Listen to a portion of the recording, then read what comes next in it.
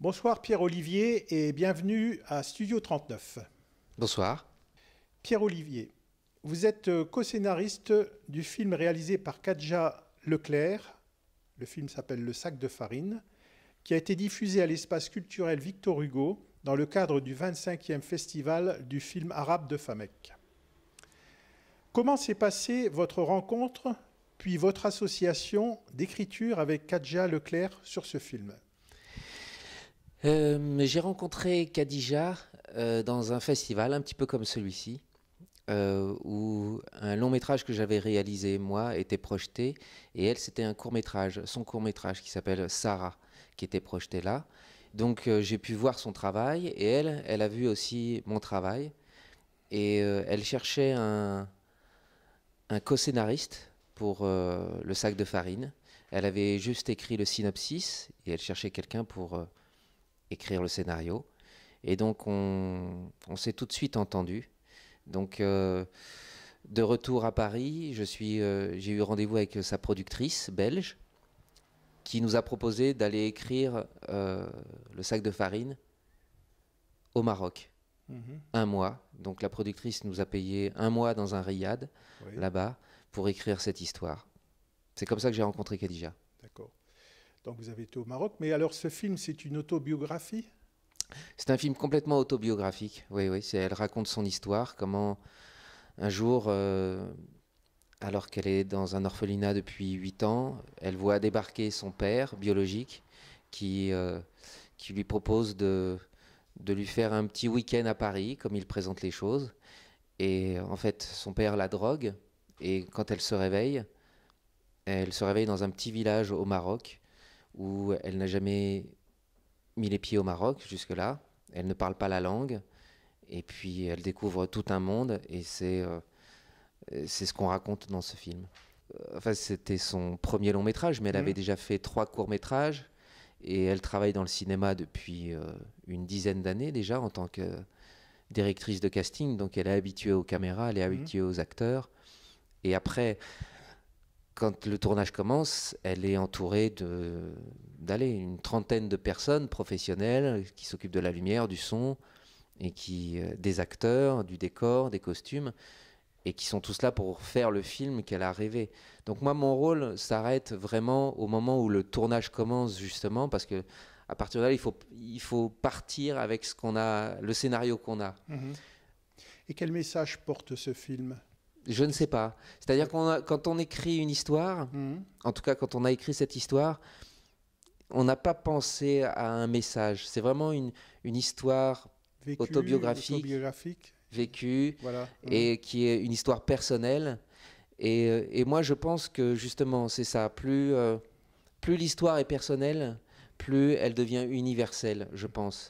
Le danger pour un scénariste ou pour un réalisateur, c'est d'essayer de faire un film en se disant il faut qu'il plaise à tout le monde, il faut que je fasse ça parce que c'est ça qui va plaire à tout le monde. Et ça, c'est un mauvais réflexe, je pense. Tout à l'heure, vous étiez avec un public scolaire. Oui. Quelles sont les réactions que vous avez eues suite à la projection du film ? J'ai vu beaucoup d'émotions, déjà. Beaucoup chez les jeunes filles. C'est ça, le film raconte l'histoire, le parcours d'une petite fille de 8 ans jusqu'à ses 16 ans. Et ça ne m'étonne pas parce que je pense que ces jeunes filles se sont identifiées à cette petite fille, à la force qu'elle dégage. Parce que c'est une petite fille à qui il arrive des choses mais absolument incroyables, extraordinaires, et qui a une volonté de vivre et de survivre qui sont tellement fortes qu'elles sont, je pense, inspirantes pour tout le monde, et sûrement plus particulièrement pour des jeunes filles. Donc l'échange a été très long et très riche. Vraiment, je trouve que les enfants les adolescents ont vraiment ils ont été très sensibles au film, et puis ont posé des questions à la fois sur le film mais aussi sur le métier du cinéma. Ils étaient curieux, j'ai été étonnamment surpris et agréablement surpris. Et là, vous êtes scénariste, acteur, réalisateur, aussi bien au théâtre qu'à la télé d'ailleurs. Pourquoi touchez-vous à tous ces domaines? C'est la vie un peu qui me propose des choses comme ça. Moi, je suis passionné par la comédie, par le jeu de comédien. J'ai commencé par être acteur. Moi, j'ai grandi en province, dans la Drôme provençale, un petit village de 700 habitants. J'ai commencé à faire du théâtre au lycée. Et puis, je suis monté à Paris, comme on raconte dans les chansons, pour faire du théâtre. Je suis rentré au cours Florent. Après, j'ai préparé le Conservatoire de Paris. Donc, j'ai eu un cursus assez classique. J'ai appris à dire des vers, ce qu'on apprend au conservatoire. Et puis, j'ai commencé à travailler, à jouer dans des petites pièces avec des petits rôles. Et puis, les rôles se sont agrandis. J'ai commencé à faire de la télévision, du cinéma. J'ai eu de la chance de faire avoir des beaux rôles dans des beaux films. Et puis, c'est la même période où j'ai commencé à écrire des petits scénarios. Donc, on se fait une famille petit à petit, on rencontre des gens, et puis des gens qui vous poussent à écrire, qui vous poussent à réaliser, et puis d'un seul coup, les choses se concrétisent. Et c'est les rencontres, et c'est la passion qu'on a en nous, la volonté, et ensuite les rencontres qui sont plus ou moins chanceuses ou plus ou moins provoquées, qui font que d'un seul coup, voilà, j'en arrive à être aujourd'hui tous ces métiers-là, mais qui tournent toujours autour d'une même chose. Vous avez réalisé un court-métrage qui s'appelle On s'embrasse et qui a été primé au Festival de Cannes. Oui. Qu'est-ce que ça fait d'être primé? C'est très, très agréable. Là, je ne veux pas vous mentir. Hein. Ah oui, c'est clair. Non, c'est très agréable. Et ça l'est d'autant plus que c'est vraiment un scénario. On s'embrasse, c'est une toute petite situation. C'est quelque chose que j'ai écrit très vite, que j'ai tourné très vite. C'est un ami qui tournait son long métrage qui m'a dit écoute, on termine un samedi et je rends tout le matériel le lundi. Donc si tu veux tourner dimanche ton court métrage, je te laisse la pellicule, les caméras.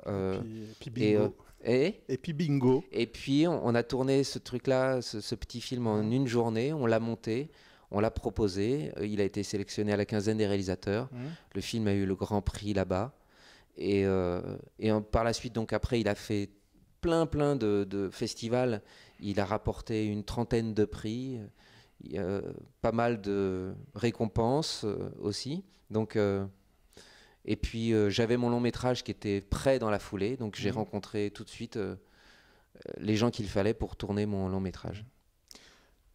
Donc vous avez réalisé aussi le film Comme si ne rien n'était, en prenant comme actrice Alice Carrel. Oui. Et là, vous êtes comédien, vous êtes acteur et scénariste. Oui. Qu'est-ce que ça fait d'être acteur et scénariste dans son film, finalement? J'étais acteur, scénariste et réalisateur. Donc j'avais les trois casquettes, oui. Tout le monde m'a dit ne le fais pas. Ne le fais pas, tu n'y arriveras pas. Tu vas rater quelque chose. Tout le monde m'a dit tu vas rater ou bien ton jeu en tant qu'acteur, ou bien la réalisation, ou bien les acteurs avec qui tu joues ne pourront pas être aussi bons parce que tu seras toi aussi comédien. Et puis j'ai commencé par les écouter, donc j'ai commencé à faire un casting pour savoir qui allait jouer. C'est une histoire d'amour, comme si de rien n'était. Qui allait jouer la personne qui allait jouer en face de Alice Carrel, qui est l'actrice principale. Donc j'ai demandé à Philippe Torreton à l'époque, qui n'était pas disponible, à Eric Caravaca, qui n'était pas disponible, à Denis Podalides, qui n'était pas disponible. Donc au bout d'un moment, personne n'était disponible. Et donc, c'est devenu presque évident qu'il fallait que ce soit moi qui le joue. Tout le monde m'a dit, mais oui, il faut que ce soit toi qui le fasse. Donc je me suis préparé, comme j'ai pris un coach avec qui j'ai travaillé le personnage, les scènes avec l'actrice. Et puis j'étais entouré d'amis sur ce film-là. C'est important quand on fait un premier truc, un premier film ou première pièce, que ce soit qu'on ait le moins de regrets possible. Et ce film-là, j'ai vraiment fait le film que je voulais, en fait. Il a plein de défauts, mais je n'ai aucun regret parce que tous les choix qu'il y a dans ce film-là, c'est moi qui les ai faits. Et je n'ai pas fait de compromis ou les acteurs ou les choses que je pourrais maintenant regretter, en me disant j'ai fait un compromis, on m'a dit il vaut mieux faire comme ça, ok, et puis finalement non, là j'assume absolument tout. Donc et Khadija a fait la même chose hein, sur ce film-là. Elle voulait Afsia Herzi et l'héroïne de son film et en fait elle a attendu 6 mois je crois pour avoir son actrice. Elle aurait pu tourner plus tôt en prenant quelqu'un d'autre, mais elle la voulait vraiment. La petite fille, c'est pareil. Elle a fait un casting, je crois, où elle a auditionné une 60aine de petites filles, ou une 40aine, je ne me rappelle plus. Et quand cette petite est entrée, elle l'a tout de suite senti. Elles étaient plus que 2 ou 3, mais c'était elle vraiment qui emportait le morceau. Donc c'est vraiment en suivant son instinct. Même les non-choix qu'on fait en disant je préfère que tu choisisses à ma place, tout ça fait qu'à la fin c'est votre film et voilà. Et quels sont vos projets à venir? Eh bien dans les projets à venir, je viens juste de finir le 2e film de Khadija en tant que scénariste, co-scénariste. D'accord. C'est-à-dire que c'est Khadija m'a rappelé en fait pour me dire je écris mon 2e film, est-ce que tu veux bien écrire avec moi? Donc on a commencé par parler de l'histoire. C'est encore une histoire autobiographique. Elle raconte comment elle a il y a 4 ans adopté une petite fille marocaine. D'accord.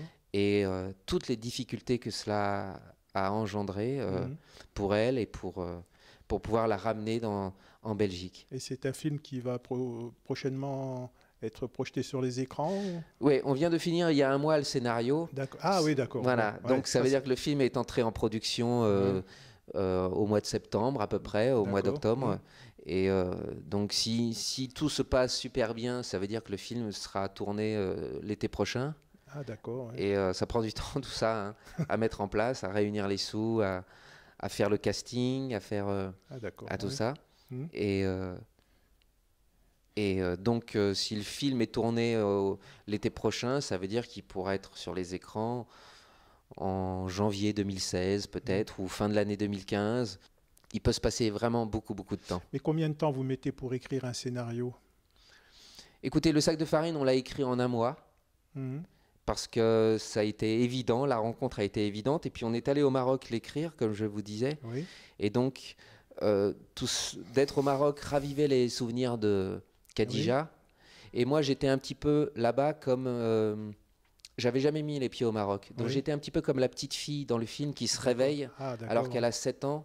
Elle n'a jamais mis les pieds dans un petit village, elle ne parle pas la langue et tout est extraordinaire. Et moi, j'étais un petit peu dans cet état-là, comme ça.